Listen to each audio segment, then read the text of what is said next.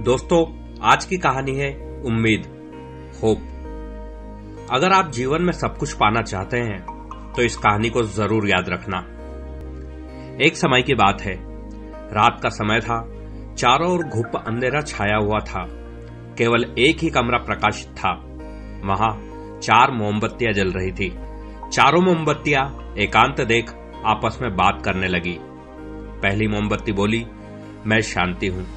जब मैं इस दुनिया को देखती हूं तो बहुत दुखी होती हूं। चारों ओर आपाधापी, लूट खसोट और हिंसा का बोलबाला है। ऐसे में यहां रहना बहुत मुश्किल है। मैं अब यहां नहीं रह सकती। इतना कहकर मोमबत्ती बुझ गई। दूसरी मोमबत्ती का मन भी उदास हो गया और वो उदास मन से कहने लगी, मैं विश्वास हूं। मुझे लगता है कि झूठ, धोखा, फरेब, बेईमानी मेरा वजूद खत्म करते जा रहे हैं। यह जगह अब मेरे लायक नहीं रही। मैं भी जा रही हूं। इतना कहकर दूसरी मोमबत्ती भी बुझ गई। तीसरी मोमबत्ती भी दुखी थी। वो बोली, मैं प्रेम हूं।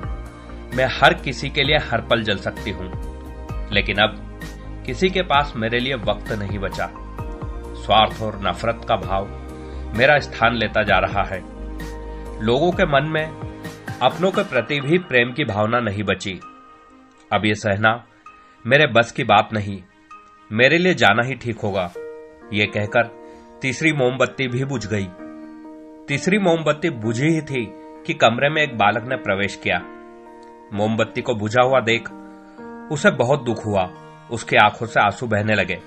दुखी मन से वो बोला, इस तरह बीच में ही मेरे जीवन में अंधेरा कर कैसे जा सकती हो तुम? तुम्हें तो अंत तक पूरा जलना था, लेकिन तुम सबने मेरा साथ छोड़ दिया।